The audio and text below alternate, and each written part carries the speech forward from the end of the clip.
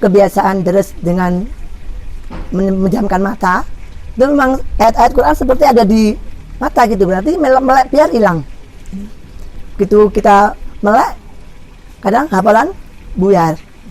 Tapi ketika sudah terbiasa dengan deres dengan mata terbuka, kita bisa nyambi apa saja, nyambi momong, nyambi masak, nyambi sembarang. Asal nggak nyambi di kamar mandi aja gitu.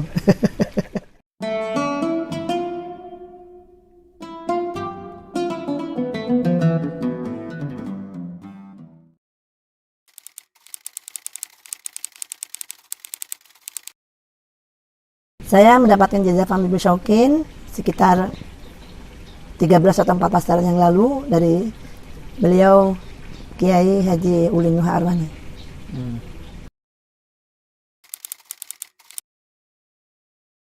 Fahmi Bisyauqin itu berasal dari judul-judulnya surah dalam Al-Quran. Fa, Mim, Ya, Ba, Shin, Wawu, dan Qaf. Semuanya Fa itu Fatihah, Mim itu Maidah, Ya itu Yunus, Ba itu Bani Israel, kemudian Shin itu Syu'ara, Wawu itu Was-Saffat, kemudian Qaf itu surat Qaf. Seperti dibagi dalam 7 hari.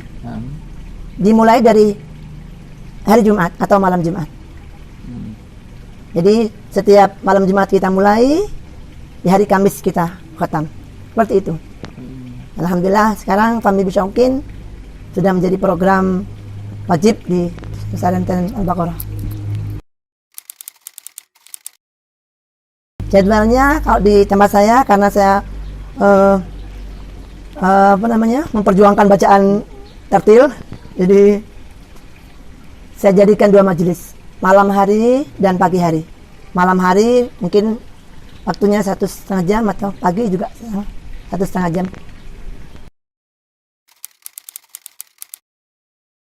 Kalau dengan bacaan tadbir mungkin bisa 1 jam selesai. 1 jam selesai. 1 jam di malam hari dan 1 jam di pagi hari. Insya Allah tidak menyita waktu, sangat tidak menyita waktu.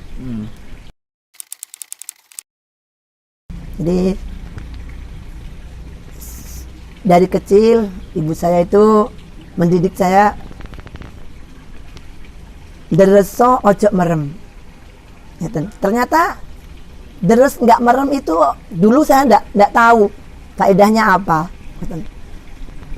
Ternyata dengan kebiasaan nek deres orang merem niku, ternyata beliau bertujuan setelah saya sudah dewasa, sudah menikah, beliau menerangkan, Bu, kenapa lek deres ndak oleh merem?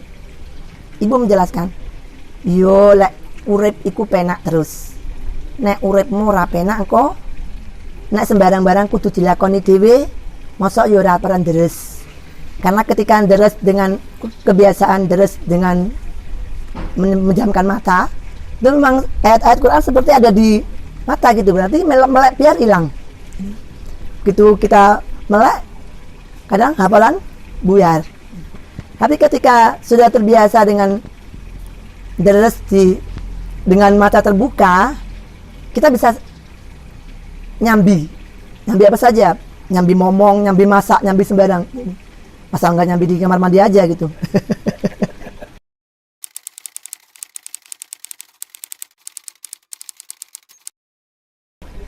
Mulailah dari awal lagi.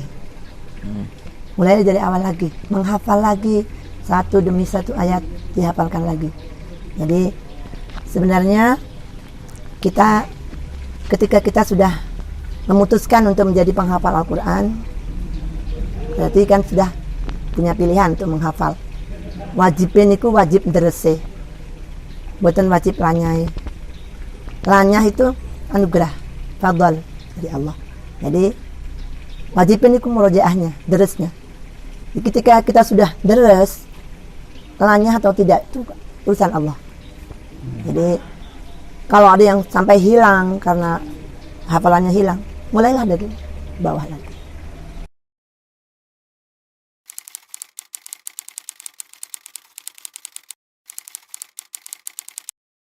Masing-masing orang tidak tidak sama nggih.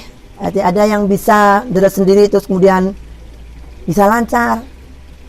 Kalau sanatnya kalau sudah pernah digurukan kan sudah sah. Ya, kalau bisa rojaah sendiri terus kemudian bisa lancar, tidak masalah menurut saya.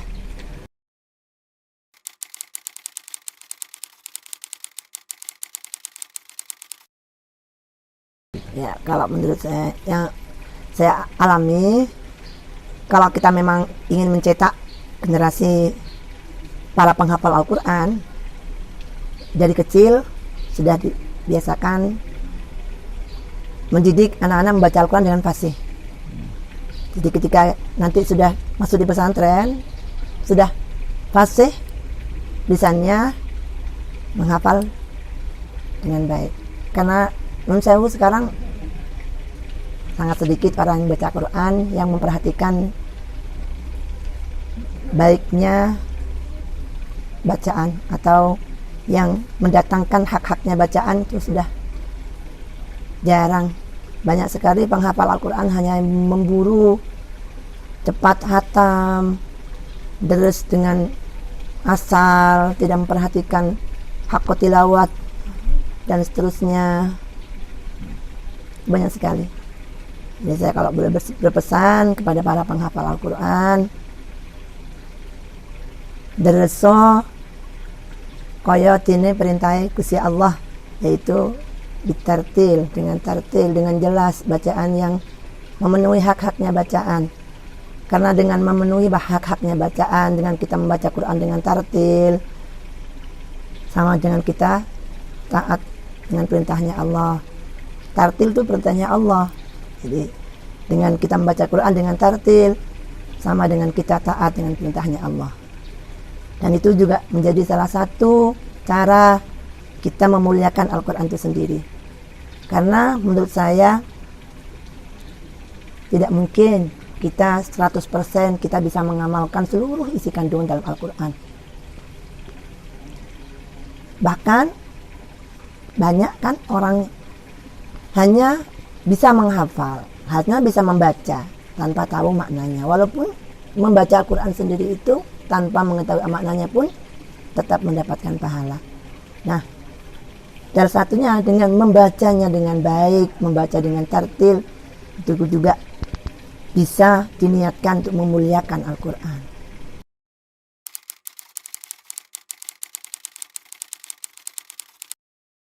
Relatif ya kalau menurut saya. Kalau saya pribadi,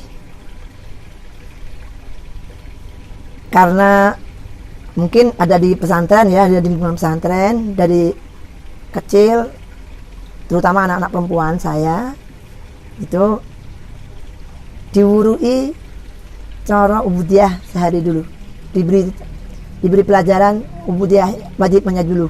Misalnya cara berwudu dengan baik, cara sholat yang sudah betul, kemudian sebelum balik ya, sebelum balik itu sudah di pelajaran ilmu syaratnya dulu, yaitu cara bersesuci yang baik, yang betul, kemudian cara sholat yang betul, kemudian ya semacam itu ya, pendidikan pokoknya, dasarnya. Kemudian nanti setelah, kebetulan anak-anak saya baru mau menghafal setelah lulus SD. Nggak ada yang seperti saya dulu waktu masih kecil sudah menghafal, nggak ada. Jadi anak-anak saya semuanya baru mau menghafal setelah lulus sekolah dasar.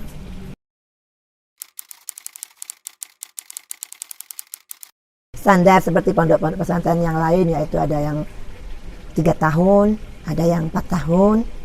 Kalau yang lebih cepat yang itu ya ada ya, tapi tidak banyak. Ya ada yang 2 tahun, tapi tidak banyak.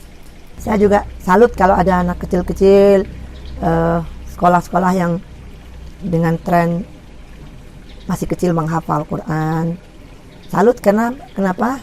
Supaya daripada mereka ikutan tren-tren yang nggak benar, ya bagus dengan tren sekolah sambil menghafal atau apa seperti itu.